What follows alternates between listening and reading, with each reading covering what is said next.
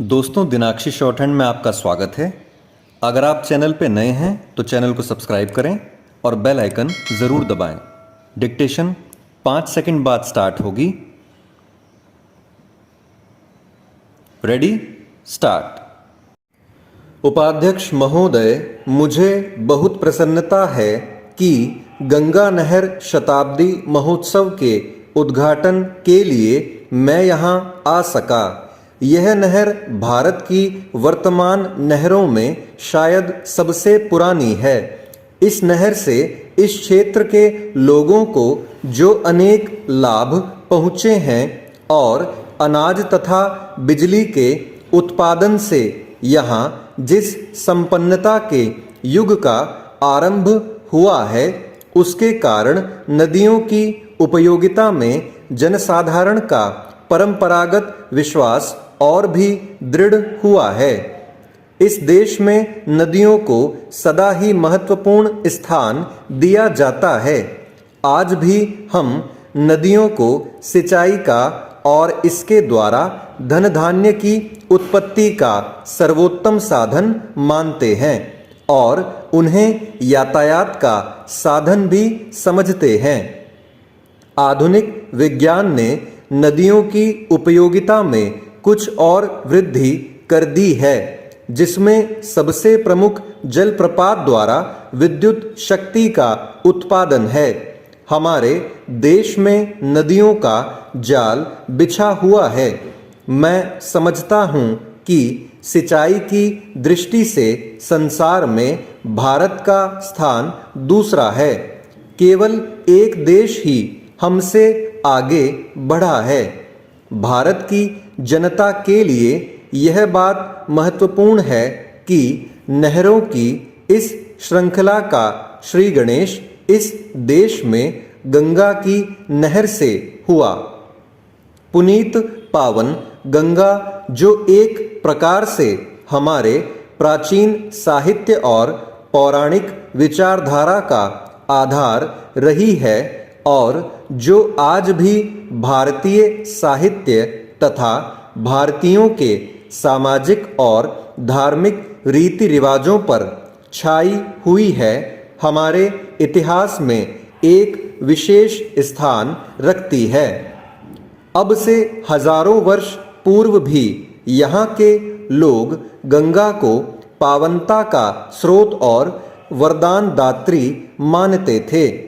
इसीलिए आज यदि वास्तव में भारत के सबसे बड़े राज्य के एक भाग ने अपनी संपन्नता गंगा की नहर से प्राप्त की है, तो हम यही कह सकते हैं कि पुरातन विचारधारा इतिहास के रूप में प्रकट हुई है। यह तथ्य चाहे एक संयोग मात्र ही हो, किंतु हम सबके लिए निश्चय ही इसका महत्व है। चेंज संभव है कुछ लोग सोचें कि 100 वर्ष पुरानी किसी घटना को इस प्रकार सामने लाकर उत्सव के रूप में मनाने का क्या अभिप्राय है।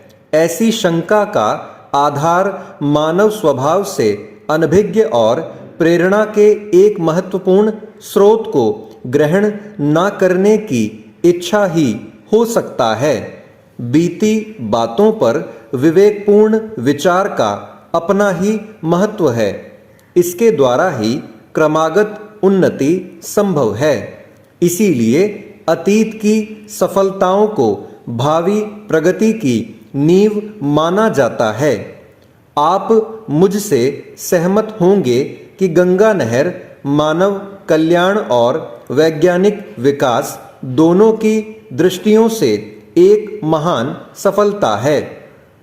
आज जबकि हम इस सफलता की शताब्दी मना रहे हैं, तो अनिवार्य रूप से इससे हमें स्फूर्ति और प्रेरणा मिलती है। इस अवसर पर हमें उन इंजीनियरों के प्रति भी आभार प्रकट करना चाहिए जिनके परिश्रम और सतत प्रयास के कारण ही यह योजना फलीभूत हो सकी।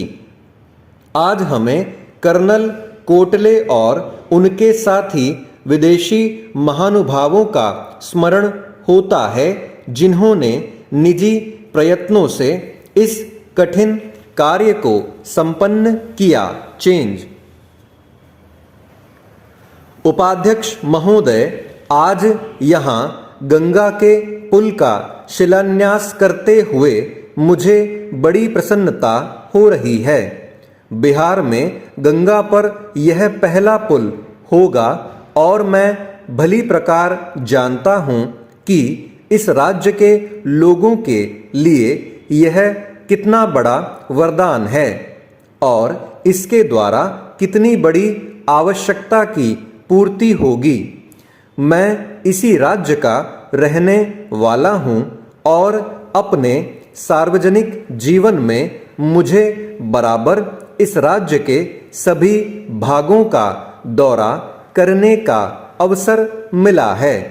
इसलिए मैं निजी अनुभव से कह सकता हूँ कि इस पुल के निर्माण से बिहार के लोगों को विशेष रूप से और देश के लोगों को साधारण रूप से अनेक सुविधाएं प्राप्त होंगी। बिहार के मध्य से होकर गंगा प्राचीन काल से बहती आ रही है और आरंभ से ही इसके कारण यह राज्य दो भागों में विभक्त रहा है, जो मिथिला और मगध के नाम से प्रसिद्ध थे। प्राचीन काल में जबकि यातायात के साधन इतने उन्नत नहीं थे और लोगों को प्रायः महीनों तक लंबी यात्रा करनी पड़ती थी और जब भारत के सभी भूभागों में आत्मनिर्भरता अर्थव्यवस्था का आधार थी, उस समय संभव है इस प्रदेश में गंगा पर पुल का अभाव इतना ना खलता हो। परंतु आज के युग में विज्ञान के आविष्कार स्थान तथा दूरी पर विजय पा चुके हैं और यातायात के गतिमय साधनों का बहुत महत्व है। इसलिए उत्तर तथा दक्षिण बिहार के बीच सीधा रेल तथा सड़क मार्ग न होना निश्चय ही बहुत बड़ी असुविधा है। बिहार के इन दोनों भूभागों की अर्थव्यवस्था ऐसी है कि अपने पूर्ण विकास के लिए एक भाग दूसरे पर निर्भर करता है। उत्तर बिहार कृषि प्रधान क्षेत्र है और वहाँ गन्ना तथा खाद्यान्न भारी परिमाण में होते हैं, किंतु दक्षिण बिहार कोयला, लोहा, तांबा, अभ्रक, सीमेंट आदि खनिज पदार्थों के लिए प्रसिद्ध है। इन्हीं पदार्थों द्वारा आधुनिक उद्योगों का मौलिक आवश्यकताएं पूरी होती हैं। यातायात के साधन दोषपूर्ण होने के कारण उत्तर बिहार के विकास पर हानिकारक प्रभाव पड़ा है। क्या यह आश्चर्य की बात नहीं कि धनबाद से दिल्ली कोयला पहुंचाना गंगा के उस पार उत्तरी बिहार के जिलों में पहुंचाने की अपेक्षा कहीं अधिक सरल है। चेंज। इस शताब्दी के आरंभ में इन असुविधाओं का अनुभव किया जाने लगा और तभी मोकामा घाट के निकट नाव द्वारा यात्री और सामान इधर उधर ढोने के स्थान पर गंगा पर पुल बनाने की चर्चा होने लगी। गंगा के दोनों ओर दो विभिन्न रेल कंपनियों की गाड़ियां चलती थी। इन कंपनियों का दृष्टिकोण विशुद्ध रूप से व्यापारिक था, इसलिए लोगों की सुविधा अथवा देश के यातायात साधनों के विकास की अपेक्षा वे अपने लाभ और साझेदारों के लाभ को अधिक ऊंचा स्थान देती थीं। यही कारण है कि पुल के संबंध में यद्यपि 40 वर्ष तक सोच विचार होता रहा, किंतु दूसरे विश्व युद्ध तक कोई निर्णय नहीं किया जा सका। जब कभी यह प्रश्न रेल अधिकारियों के सामने आया, इस पर रेल कंपनियों के साझेदारों के लाभ हानि की दृष्टि से ही विचार किया गया। स्टॉप। दोस्तों, डिक्टेशन अच्छा लगा हो तो वीडियो को लाइक और शेयर कर दें और चैनल को सब्सक्राइब करके बेल आइकन ज़रूर दबा लें, जिससे भविष्य में आने वाली हर वीडियो आप तक सबसे पहले पहुंच पाए। धन्यवाद।